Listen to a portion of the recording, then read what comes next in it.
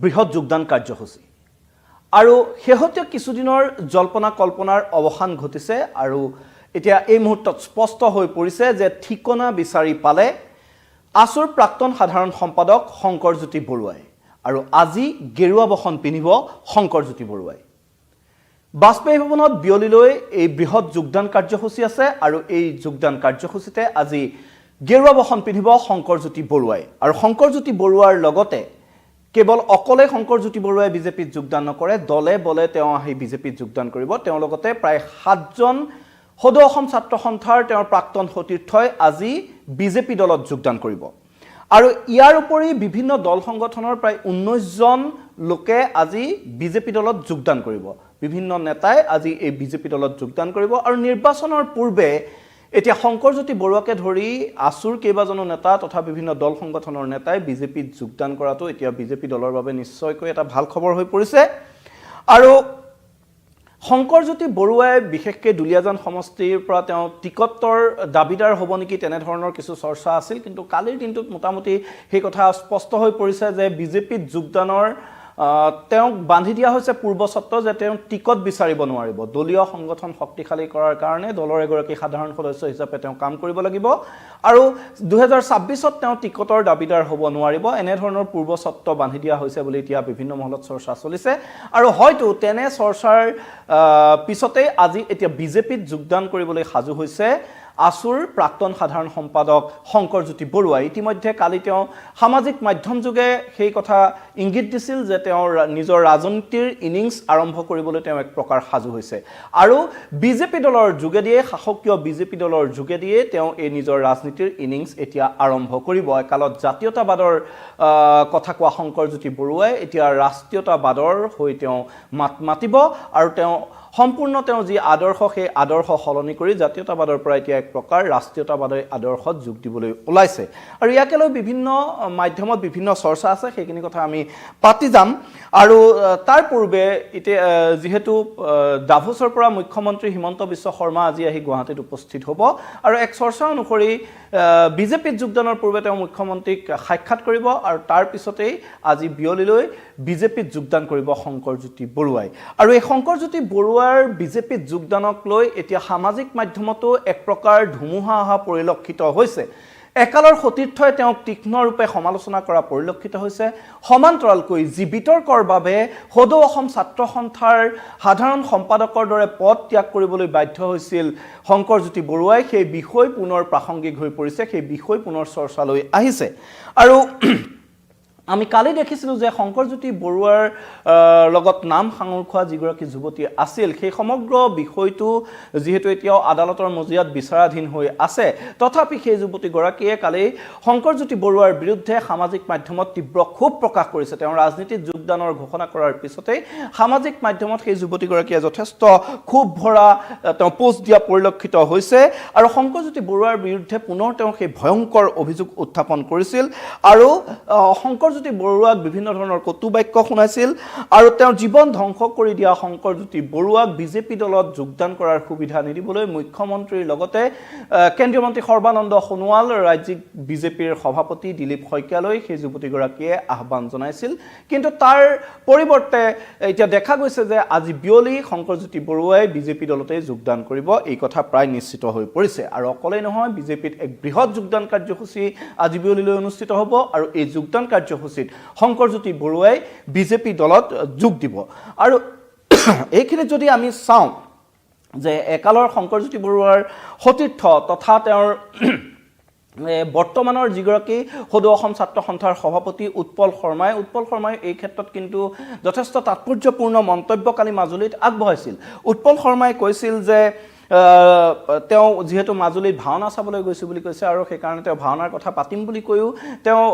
এক প্ৰকাৰ বেকাকৈ তেওঁ এই ক্ষেত্ৰত প্ৰতিক্ৰিয়া প্ৰকাশ কৰিছিল আৰু তেওঁ কৈছিল যে দ্ৰুপদীক অপমান কৰা এটা বংশ ধ্বংস হৈছিল আৰু দুঃশাসন দুৰ্যোধনক সংগ দিয়াৰ বাবে দ্ৰোণাচাৰ্যৰ পতন হৈছিল আৰু সেই কথা সকলোৱে জানে এনেধৰণে তেওঁ যেন এক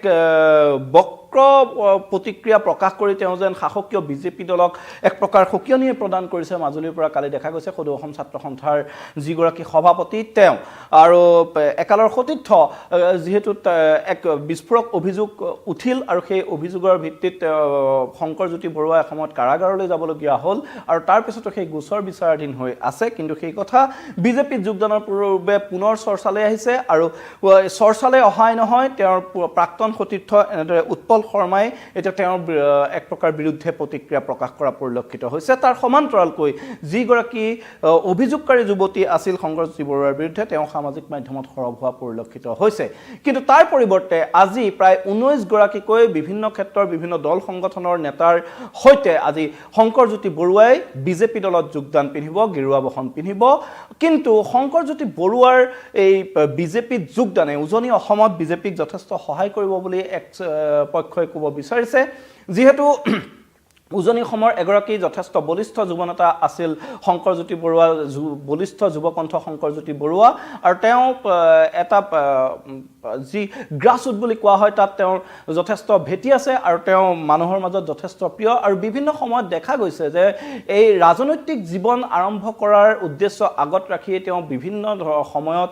যথেষ্ট সামাজিক কামতো জড়িত হৈ পৰিছিল যিহেতু তেওঁ এটা সময়ত সংগঠন এৰিবলগীয়া হৈছিল সদৌ অসম ছাত্ৰ সন্থাৰ মজিয়া তেওঁ এৰিবলৈ বাধ্য হৈছিল তাৰ পিছতো কিন্তু তেওঁ গণবিচ্ছিন্ন হৈ যোৱা নাছিল সমাজৰ বিভিন্ন ক্ষেত্ৰৰ লোকৰ লগত বিভিন্ন সময়ত তেওঁ জড়িত হৈ আছিল আৰু তেওঁ এক নিৰ্বাচনী ইনিংছ খেলাৰ তেওঁ হাবিয়াস পূৰ্বৰে পৰা আছিল আৰু তাৰ মাজতে শেহতীয়াকৈ চৰ্চা চলিছিল যে এই যি দুলীয়াজান সমষ্টি সেই দুলীয়াজান সমষ্টিৰ পৰা তেওঁ এবাৰ টিকটৰ দাবীদাৰ হ'ব বিজেপি দলত যোগদান কৰি টিকটৰ তেওঁ প্ৰত্যাশী হ'ব সেই কথা বিভিন্ন সময়ত চৰ্চালৈ আহিছিল তাৰ মাজতে কংগ্ৰেছত যোগদান কৰাৰো এক চৰ্চা চলিছিল শংকৰজ্যোতি বৰুৱাই কিন্তু কংগ্ৰেছৰ বিভিন্ন কেইবাজনো জ্যেষ্ঠ নেতাৰ তীব্ৰ বিৰোধত এই কংগ্ৰেছত যোগদান শংকৰজ্যোতিৰ বাবে সম্ভৱ নহ'ল কিন্তু তাৰ পূৰ্বৰে পৰা বিজেপিত যোগদান কৰাৰ কথা শংকৰজ্যোতি বৰুৱাৰ যথেষ্ট চৰ্চা হৈ আছিল আৰু এইবাৰ যেহেতু নিৰ্বাচন সমাগত নিৰ্বাচনৰ পূৰ্বে শংকৰজ্যোতি বৰুৱাৰ বিজেপি দলত যোগদানে উজনি অসমত কিন্তু দলটোক যথেষ্ট শক্তিশালী কৰিব যেহেতু এক বলিষ্ঠ কণ্ঠৰূপে ইতিমধ্যে পৰিচিত আৰু তেওঁ জনমানসত তেওঁৰ এক যেহেতু স্থিতি আছে তেওঁ বহুতো জনপ্ৰিয় বুলি ইতিমধ্যে চৰ্চিত হৈ আছে তাৰ সমান্তৰালকৈ কিন্তু শংকৰজ্যোতি বৰুৱাৰ এই বিজেপিত যোগদানে বিজেপি দলক কিমানখিনি এতিয়া ভাল ফল দিব তাৰ ওপৰত কাৰণ দৃষ্টি নিবদ্ধ ৰাখিব সকলোৱে কাৰণ শংকৰজ্যোতি বৰুৱাৰ এই বিজেপিত যোগদানক লৈ এতিয়া সামাজিক মাধ্যমত তোলপাৰ লগা পৰিলক্ষিত হৈছে বিভিন্নজনে বিভিন্ন ধৰণৰ প্ৰতিক্ৰিয়া প্ৰকাশ কৰা পৰিলক্ষিত হৈছে দুলীয়াজানৰে বিজেপিতে দেখা গৈছে কেইবাটাও ভাগ হোৱা পৰিলক্ষিত হৈছে কোনোবাই যদি সমৰ্থন জনাইছে কোনোবাই বিৰোধিতা কৰিছে এনে ধৰণৰ বিভিন্ন মন্তব্য আমি সামাজিক মাধ্যমতে দেখিবলৈ পাইছো আৰু এতিয়া বিৰোধীয়ে এই শংকৰজ্যোতি বৰুৱাৰ বিজেপিত যোগদানৰ লগে লগে বিভিন্ন ধৰণে আক্ৰমণ কৰা পৰিলক্ষিত হৈছে কিন্তু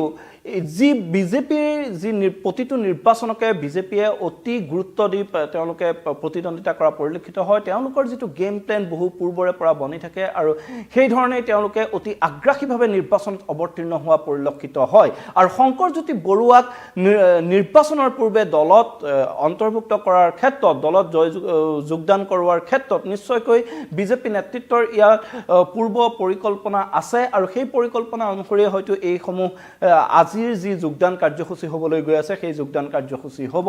আৰু এই কেনেধৰণৰ পৰিকল্পনাৰে শংকৰজ্যোতি বৰুৱাক ব্যৱহাৰ কৰি বিজেপিয়ে উজনি অসমত নিজৰ ভাৱমূৰ্তি তেওঁলোকে ভাল কৰিবলৈ সক্ষম হয় নিজৰ দলীয় সংগঠন দলীয় স্থিতি মজবুত কৰিবলৈ সক্ষম হয় সেয়া পৰৱৰ্তী সময়ত লক্ষণীয় হ'ব কিন্তু দুলীয়াজান সমষ্টিত শেহতীয়া চৰ্চা অনুসৰি বৰ্তমানৰ বিধায়ক তেৰছ গোৱালা তথা সাংসদ ৰামেশ্বৰ তেলীয়ে এইবাৰ টিকেট লাভৰ বাবে চেষ্টা চলাই থকা বুলি ইতিমধ্যে চৰ্চালৈ আহিছে আৰু হয়তো তেনেবোৰ কাৰণতে শংকৰ বৰুৱাক দলীয় নেতৃত্বই পূৰ্ব চৰ্ত বান্ধি দিছে যে তেওঁ টিকট বিচাৰিব নোৱাৰিব দলৰ হৈ কাম কৰিব লাগিব দলৰ সংগঠন শক্তিশালী কৰাত তেওঁ অৱতীৰ্ণ হ'ব লাগিব আৰু তাৰ পিছত হয়তো দলৰ যদি বাছনিত উঠে হয়তো পৰৱৰ্তী সময়ত তেওঁৰ কথা বিবেচনা কৰিব দলীয় শীৰ্ষ নেতৃত্বই কিন্তু তেওঁৰ বাবে পেৰাচুট লেণ্ডিং বিজেপিত সম্ভৱ নহয় সেই কথা প্ৰায় নিশ্চিত হৈ পৰিছে আৰু শংকৰজ্যোতি বৰুৱাৰ আজি বিজেপিত যোগদানৰ পিছত এতিয়া ২৬ৰ নিৰ্বাচনত ইয়াক লৈ কেনে প্ৰভাৱ পৰে সেয়া কিন্তু সকলোৱে দৃষ্টি ৰাখিব কাৰণ সামাজিক মাধ্যমত যদি চোৱা যায় বিৰোধীয়ে ইতিমধ্যে এই ঘটনাক লৈ তেওঁলোকে যথেষ্ট আক্ৰমণাত্মক হৈ পৰা পৰিলক্ষিত হৈছে আৰু সততে বিৰোধীয়ে অভিযোগ উত্থাপন কৰি থাকে যে বিজেপি ৱাশ্বিং মেচিন আৰু তেনেধৰণৰ এতিয়া মন্তব্য সঘনাই কৰা পৰিলক্ষিত হৈছে তেনেধৰণৰ মন্তব্যৰে বিৰোধীয়ে তীব্ৰ আক্ৰমণ কৰা পৰিলক্ষিত হৈছে শাসকীয় বিজেপি দলক শংকৰজ্যোতি বৰুৱাৰ বিজেপিত যোগদানক লৈ এনেধৰণৰ এতিয়া ক্ৰিয়া প্ৰতিক্ৰিয়া সমগ্ৰ ৰাজ্যত অব্যাহত আছে কিন্তু ইয়াৰ পৰিৱৰ্তে শংকৰজ্যোতিয়ে নিজৰ ৰাজনৈতিক যি ভৱিষ্যত সেই ৰাজনৈতিক ভৱিষ্যত সুৰক্ষিত কৰাৰ ক্ষেত্ৰত তেওঁ কেনেধৰণে আগবাঢ়ে যেহেতু ছাত্ৰ সন্থাৰ মজিয়াত থকাৰ সময়তে দেখা গৈছিল তেওঁ সাংগঠনিক সক্ষমতা থকা এজন নেতা যুৱ নেতা তেওঁ যথেষ্ট সাংগঠনিকভাৱে তেওঁৰ দক্ষতা সদৌ অসম ছাত্ৰ সন্থাৰ মজিয়াত তেওঁ দেখুৱাবলৈ সক্ষম হৈছিল কম দিনতে কিন্তু বহু বাদ বিবাদৰ মূৰত তেওঁ সেই সদৌ অসম ছাত্ৰ সন্থাৰ মজিয়া এৰিবলগীয়া হৈছিল আৰু ছাত্ৰ সন্থাৰ মজিয়া এৰাই নহয় ছাত্ৰ সন্থাৰ নেতৃত্বৰ বাবে যেন কৰবাত শংকৰজ্যোতি বৰুৱা শত্ৰু যেন আজিও হৈ আছে তেওঁলোকৰ মাজত যি মিলামিছা যেন এক প্ৰকাৰ হোৱা নাই সেই কথা উৎপল শৰ্মাৰ শেহতীয়া মন্তব্যই দেখুৱাই দিছে দ্ৰুপদী বস্ত্ৰহৰণৰ উদ্ধৃতিৰে যি ধৰণে তেওঁ দ্ৰোণাচাৰ্যৰ পতনলৈকে সেই কথা তেওঁ উল্লেখ কৰিছে তাৰ পৰা কিন্তু এই কথা এক প্ৰকাৰ স্পষ্ট হৈ পৰিছে গতিকে এনেধৰণৰ প্ৰত্যাহ্বানসমূহ নেওচি আগন্তুক দিনত নিজক কেনেদৰে প্ৰতিষ্ঠা কৰে শংকৰজ্যোতিয়ে সেই কথা অসমবাসীয়ে নজৰ ৰাখিব আৰু শংকৰজ্যোতিক বিজেপি দলত যোগদান কৰোৱাই বিজেপিয়ে কেনেদৰে নিজক লাভান্বিত কৰিব তাৰ ওপৰতো এতিয়া সকলোৰে দৃষ্টি নিবদ্ধ থাকিব